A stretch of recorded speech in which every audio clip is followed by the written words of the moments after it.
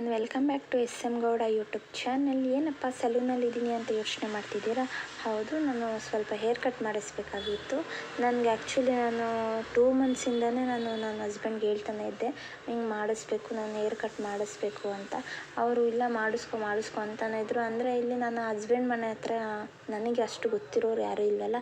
So ಹಾಗಾಗಿ ಅಮ್ಮನ ಮನೆಗೆ ಬಂದಾಗ ನಾನು ಮಾಡಿಸೋಣ ಅಂತ ಇಷ್ಟು ದಿನ ವೆಯ್ಟ್ ಮಾಡ್ತಿದ್ದೆ.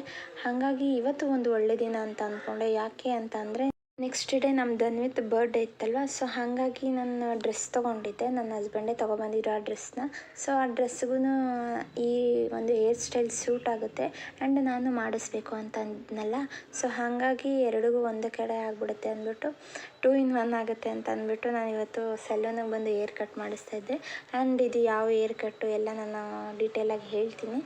ನನಗೆ ಕೂದಲು ಕಟ್ ಮಾಡಿಸೋದಂದರೆ ನನಗೆ ನಿಜವಾಗ್ಲೂ ಇಷ್ಟ ಇಲ್ಲ. ನನಗೆ 7th ಸ್ಟ್ಯಾಂಡರ್ಡಲ್ಲಿ ನೆನಪಿರೋದಂದಾಗ ನನ್ನ ಬರ್ಡೇ ಇತ್ತಲ್ಲ. ಸೊ ಹಾಗಾಗಿ ಆದರೆ ಹಿಂದಿನ ದಿನ ನಮ್ಮ ಮಮ್ಮಿ ಏನು ಮಾಡಿದ್ರು, ನನಗೆ ತುಂಬ ಉದ್ದ ಕೂದಲು ಇತ್ತು ಗೈಸ್. ಈಗ ನನಗೆ ಸ್ವಲ್ಪ ಚಿಕ್ಕದಾಗಿದೆ. ಅಂದರೆ ನಾನು ಆ ಶ್ಯಾಂಪು ಈ ಶ್ಯಾಂಪು ಆಯಿಲ್ಸ್ ಚೇಂಜ್ ಮಾಡಿ ಅದೆಲ್ಲ ಮಾಡಿರೋದ್ರಿಂದ ಆ್ಯಂಡ್ ನನ್ನ ಅಮ್ಮನ ಮನೇಲಿರೋದಕ್ಕೂ ಈಗ ನನ್ನ ಗಂಡನ ಮನೇಲಿ ಹೋಗಿರೋದಕ್ಕೂ ನನಗೆ ನೀರಿನ ವ್ಯತ್ಯಾಸ ತುಂಬಾ ಆಗ್ತಿದೆ. ಹಾಗಾಗಿ ನನಗೆ ಕೂದಲು ಸಿಕ್ಕಾಪಟ್ಟೆ ಉದುರುತ್ತಾ ಇತ್ತು. ಸೊ ಹಾಗಾಗಿ ನಾನು 7th ಸ್ಟ್ಯಾಂಡರ್ಡಲ್ಲಿ ನಮ್ಮ ಮಮ್ಮಿ ಒಂಚೂರು ಕೂದಲು ಸ್ಪ್ಲಿಟೆಡ್ ಹೆಡ್ಸ್ ಆಗಿತ್ತು ಅಂತ ಅಂದ್ಬಿಟ್ಟು ಕಟ್ ಮಾಡಿಬಿಟ್ಟಿದ್ರು. ಅದಕ್ಕೆ ನಾನು ನೆಕ್ಸ್ಟ್ ಡೇ ನನ್ನ ಬರ್ಡೇನೇ ಮಾಡ್ಕೊಂಡಿಲ್ಲ. ಅಷ್ಟು ಕ್ರೇಜ್ ನನಗೆ, ಹುಚ್ಚು ನನಗೆ. ಒಂಚೂರು ನಾನು ಕಟ್ ಮಾಡಿಸೋದಕ್ಕೆ ನಾನು ಬಿಡೋಲ್ಲ. ಅಂದರೆ ನನ್ನ ಕೂದಲನ್ನು ಬೇರೆಯವ್ರಿಗೆ ಕೊಟ್ಬಿಡ್ತೀನಿ, ಬೇಕಂದರೆ ಏನಾದರೂ ಮಾಡ್ಕೊಳ್ಳಿ, ಆಯಿಲ್ ಹಾಕಿ ಹೇರ್ ಸ್ಟೈಲ್ ಮಾಡಿ ಏನಾದರೂ ಮಾಡಿ, ಅಂದರೆ ಟಚ್ ಮಾಡೋಕ್ಕೆ ಬಿಡ್ತೀನಿ. ಈ ಕಟ್ ಮಾಡಿಸೋದ್ರಿಂದ ನನಗೆ ಇಷ್ಟನೇ ಆಗೋಲ್ಲ. ಹಾಗಾಗಿ ನಾನು ಜಸ್ಟ್ ಫಾರ್ ಎ ಚೇಂಜ್ ಇರಲಿ ಅಂತ ಹೇಳಿ ನಾನು ಹೇರ್ ಕಟ್ ಮಾಡಿಸ್ತಾ ಇದ್ದೀನಿ.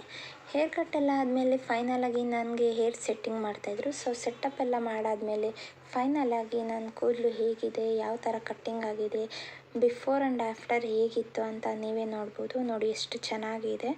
ಆ್ಯಂಡ್ ಇದು ಯಾವ ಹೇರ್ ಕಟ್ ಅಂತ ನಾನು ಹೇಳ್ತೀನಿ, ವೆಯ್ಟ್ ಮಾಡಿ ಅಲ್ಲಿವರೆಗೂ. ಸೊ ಅದಾದಮೇಲೆ ನಾನು ನೆಕ್ಸ್ಟ್ ಡೇ ವ್ಲಾಗ್ನ ಕಂಟಿನ್ಯೂ ಮಾಡ್ತಾಯಿದ್ದೀನಿ.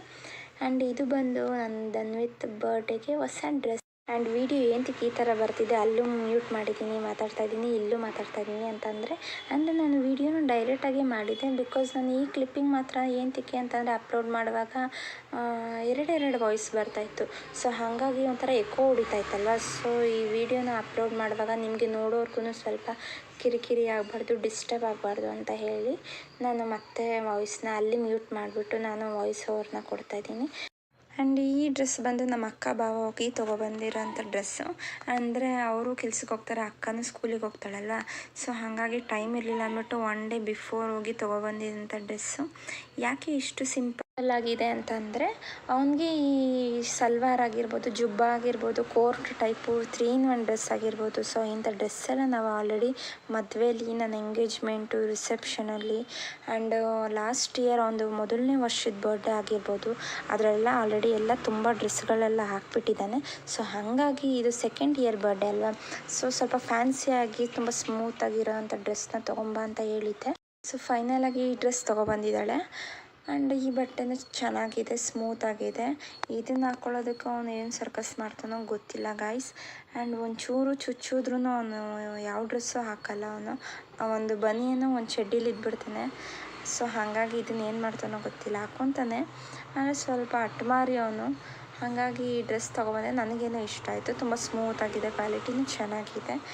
ಸೊ ಇದಾದಮೇಲೆ ನಮ್ಮ ಧನ್ವಿತ್ ಬರ್ಡೇ ಮನೆಯಲ್ಲೇ ಮಾಡೋಣ ಅಂತ ಡಿಸೈಡ್ ಮಾಡಿದ್ವಿ. 2nd year ಬರ್ಡೇ ಅಲ್ವ. ಸೊ ಸಿಂಪಲ್ಲಾಗಿ ನಮ್ಗೆ ಯಾರು ಬೇಕೋ ಅವ್ರನ್ನ ಮಾತ್ರ ಕರೆದು ನಮ್ಮ ರಿಲೇಟಿವ್ಸಿಗೆ ಮಾತ್ರ ನಾವು ಕರೆದ್ಬಿಟ್ಟು ಬರ್ಡೇ ಸೆಲೆಬ್ರೇಟ್ ಮಾಡೋಣ ಅಂತ ಅಂದ್ಕೊಂಡ್ವಿ. ಆ್ಯಂಡ್ ನಾವು ವೆಜ್ ಮಾಡಿಸೋದಾ ನಾನ್ ವೆಜ್ ಮಾಡಿಸೋದಾ ಅಂತ ಅಕ್ಕ ನಾನು ಎಲ್ಲ ತುಂಬ ಕನ್ಫ್ಯೂಸ್ ಆಗಿದ್ವಿ. ಆ್ಯಂಡ್ ಫೈನಲಾಗಿ ಅವರು ಡಿಸೈಡ್ ಮಾಡಿದ್ರು ನಾನ್ ವೆಜ್ಜೇ ಮಾಡಿಸೋಣ ಅಂತ. ಸೊ ಅದಾದಮೇಲೆ ಕೆಲವರು ನಾನ್ ವೆಜ್ ತಿಂತಾರೆ, ಕೆಲವರು ವೆಜ್ ತಿಂತಾರಲ್ವ. ಅಂದರೆ ಆವತ್ತಿನ ದಿನ ಫ್ರೈಡೇ ಬೇರೆ ಬಿದ್ದಿತ್ತು. ಸೊ ಹಾಗಾಗಿ ನಾವು ವೆಜ್ಜು ಮಾಡಿಸಿದ್ವಿ, ನಾನ್ ವೆಜ್ಜು ಮಾಡಿಸಿದ್ವಿ. ನಾನ್ ವೆಜ್ ಬಂದು ನಾವು ಕ್ಯಾಟ್ರಿನ್ ಅವ್ರಿಗೆ ಹೇಳಿದ್ವಿ, ಬಿರಿಯಾನಿ, ಕಬಾಬು ಮತ್ತು ಅಕ್ಕಿ ಪಾಯಸ ಮಾತ್ರ ಹೇಳಿದ್ವಿ. ಆ್ಯಂಡ್ ವೆಜ್ ತಿನ್ನೋರು ಸ್ವಲ್ಪ ಕಮ್ಮಿ ಜನ ಇದ್ದರು. ಹಾಗಾಗಿ ನಾವು ಒಂದು 10 ಜನಕ್ಕೆ ಆಗೋ ಅಷ್ಟಕ್ಕೆ ನಾವು ಅಮ್ಮ ಮಶ್ರೂಮ್ ಬಿರಿಯಾನಿ ಮಾಡಿಸ್ತಿದ್ದಾರೆ. ಅದಕ್ಕೆ ನಾವು ಮಶ್ರೂಮ್ ಬಿರಿಯಾನಿ, ಅನ್ನ, ರಸಮು ಮತ್ತು ಪಾಯಸ ಹೆಂಗಿದ್ರು ನಾವು ಕ್ಯಾಟ್ರಿನ್ ಅವ್ರಿಗೆ ಹೇಳಿದ್ವಲ್ಲ.